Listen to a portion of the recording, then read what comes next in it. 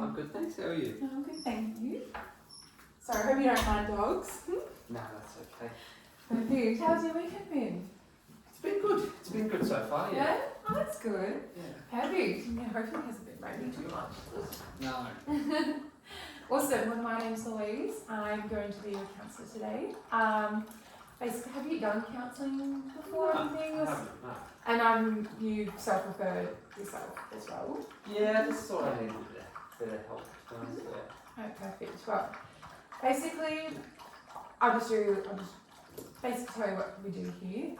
So I'll start off with the session of, if you're comfortable with this, I'll talk about the contracting, we'll just get all the boring stuff out of the way. Yep. And then basically after all that, if you're comfortable with everything and we answer any questions, we'll get straight into it as we a little bit short on time today. So how does that sound? Yeah, sounds perfect. Perfect, awesome. So I'll talk about our counselling approach. So basically our Wellness Counselling Centre is centred around the person-centred approach. Oh, there we go. Which basically means that I'm here just to help you and guide you through whatever's going on. I'm not here to give you advice or to basically tell you what to do. As what we all believe here is that everyone's experts in their own life and we can all figure out our situations just even with a little bit of guidance, which is why I'm here.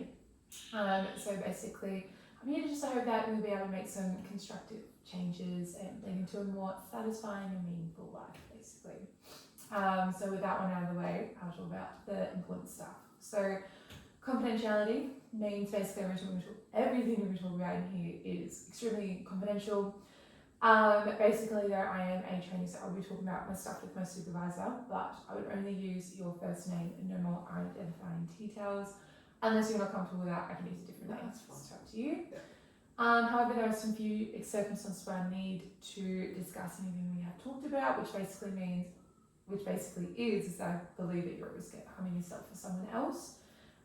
If your records have been requested by the court of law, or if another party, like if OFU or any party agency needs your information, if you've agreed to provide that information with your written consent. So our sessions are run for 6 sessions initially. Basically, we will review those as we go on as well. And in our 3rd session, I will ask you to just do a feedback to see how we're going. If you'd like to continue, those sort of things, but we'll talk about that when it gets to it. And sessions running for at least 20 minutes. Payments, cancellations, we'll talk about that discuss those informations later, but basically payment is assessed at the beginning of the session and maybe through whatever you prefer, and there are some late cancellation fees, which basically means is within 24 hours full payment. If it's anything above that, between 24 to 48 hours is half payment. Okay. But yeah, as I said again, we can talk about that after the session. And yeah, basically I would ask if your permission, I would like to just take some notes during our session, and I do this purely just because I think that it's really beneficial for when we review our sessions, and I can always just note take and just remember important details. And it's just purely for me. They are kept in a private and secure location. And again, if you want to see your notes through written consent. Contact, basically we will talk through email, telephone on scheduling these sessions, but only we will limit that contact to the practical arrangements only.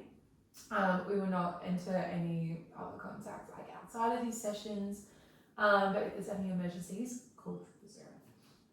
And then basically ending the counselling session, that can be through a mutual agreement, or if you decide that you would like no longer to do this, just within 48 hours notice, I kindly request that. But as I said, that can also be between you and I if we decide that this is that we don't have to keep doing this or anything, but again, we can discuss that when it comes to it. How does that all sound? Sounds good to me. Do you have any questions at all? No, so far. Perfect. I'm going to get you to sign that and then we can get straight into it. No worries. Perfect. Awesome. Thank you so much. And with that out of the way, we can talk about what has brought you here today. Yeah. Or what would you, considering we got 10 minutes left? Yep. What's your immediate concern that you'd like to discuss? Yeah, okay. So pretty much what sort of start, like what brought me here was, I'm struggling at the moment. I got a bit of a decision to make. I'm a stay-at-home mum right now, but I have just gotten a job offer from my old job before I had my son. Okay, yeah. And how old is your son, sorry? He's 4 now. Okay, cool, yeah. Yeah, and basically it's just part-time. Just back to, I was an executive assistant before, and my boss reached out and he's offered to give me my old position back, working a few days a week. And it would appease my husband because he's very passionate about sending my son to preschool because he's now at that age. But I just don't know.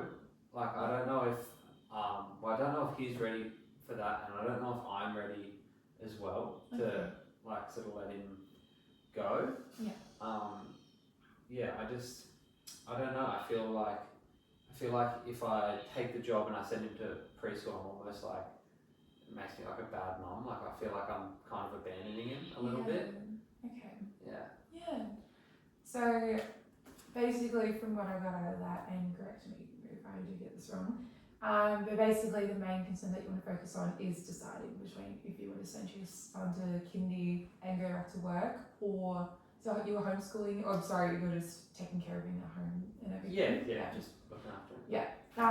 And your husband's working as well? Yeah, he's always doing something. Oh, that's fine. Okay, cool. So basically what I got all of that is just want to decide, should I go to work and send him to kindy, or should I stay at home? Yeah, I just want to make a decision and stop second guessing myself. Yeah. I want to be happy. I want to make a decision and just live with it, you know? Is there anything else kind of pressing you to make a decision? Yeah, his name's Justin. Yeah. Yes. He's really pushing. He really wants me to take the job. I think that he wants the extra money but he's just not seeing my side of it, you know? Like I feel like he's not willing to realise that there is another side. Like, yes, obviously it'd be great if we get a little bit more money in the house. Yeah. Like, yes, Ethan probably needs to, you know, start socialising with his own age. But then there's another whole side of the decision, you know. Like I'm 4 years removed from being at work at all. Yeah, you were with him for his whole life. Yeah. Pretty much, and Justin was at work. Yeah. So, and he hasn't been around anyone yet. So like, what if I take this job and then he doesn't take to kindy very well, and he's not actually ready for it. Yeah, I can completely understand where that fear would come from, because as you said, you've been with him for his whole life pretty much, and yes, your husband, he's the father of your kid and he's been at home, but he's also been at work. He hasn't been through all those moments you have been with your son, so I can understand you have that attachment with each other, and just the idea of leaving him for a couple of days during the week, I would have a bit of anxiety about that too. And even taking the kindy, you got offered your job back as well, which is, so like, yeah, you've been out of a job for 4 years and you just, you got asked to go back into it after not being working for 4 years. That's also a really scary thought. And so I can understand why, it would be a bit of a big decision to make. Is there, at the moment, do you have any inkling towards which way you want to go, or this is why you're here, you're like, I actually don't know what I want to do and I need to talk about it? Yeah, that's it. Like I liked the job. It was good. I always enjoyed it. I just don't know though. Like I think I need someone to help make my mind up, to be honest. Oh yes. Okay. Well, I can definitely help you find out some ways for you to make that decision, but I can't make that decision for you. But I do have a way that we can get to that. So basically what I want to go through with you today is a bit of like costs and benefits because you've highlighted you got either this decision here or this decision here. Basically what I think would work is that we go through the costs and benefits of both decisions, outweigh the positives and negatives, what are the consequences between the two, and I think that would really help highlight like what are you leaning more towards, what's going to be right for you, because in the end this is your decision. Okay, let's do it. Yeah, awesome. So I'm just going to, if you don't mind, I'll write down both our options here. So we got go back to work and we got stay at home. Yeah. Cool. So just to start off with this, we'll go through the positives of them both. So we'll start with going back to work and sending your son to kindy. Okay. Can you think of any positives to Yeah, tell them? yeah. Financially, huge positive. Okay. Is there any other ones? Yeah, I think that in a way I'd be getting my own life back, you know? Yeah, finally taking time for yourself to Yeah. do what you want to do. So we're going to put that. We'll do taking my own life back. Okay. Is there any positives you can think of for your son, maybe? Yeah, I think that he is getting to the age where he needs to be probably socialising a little bit more with some kids his age. Okay, cool. Is there any other positives that you can think of? It would make Justin happy, if that's a positive. Make Justin happy, make you guys happy, and then everyone be happy. Is that basically it? Yeah, probably will help the marriage out a little bit. Okay, cool. I'll go husband, happy, tick. Alright, so we've done the positives there. I reckon they're pretty strong positives. And let's go through the negatives. What are the negatives of going back to work and sending Ethan to kindy? I think I might struggle a little bit just with, feeling like I've abandoned him. A bit of separation anxiety. Yeah. Okay. Can you think of any other negatives? There is like a chance, I suppose, that Ethan struggles. Like he's not sort of socially developed enough for that yet. Yeah, we got Ethan there. Anything other ones you can think of? My husband would be right, and he would win. I'll leave that one off the list, but we can put that in the back of our minds. Okay, I think those are some pretty good ones for that decision. Let's move on to staying at home. What are the positives of staying at home? I suppose like that I can keep doing what I'm doing at the moment. I can be with Ethan. Yeah. Perfect. Any other positives you can think of other than being at home with Ethan? Is there anything like for you personally or? Honestly, when you put it like that, no, not really. That really is it. That's good. Yeah, that's so fine. This is why we're doing this. Negatives of staying at home. Well, I can't stay at home forever.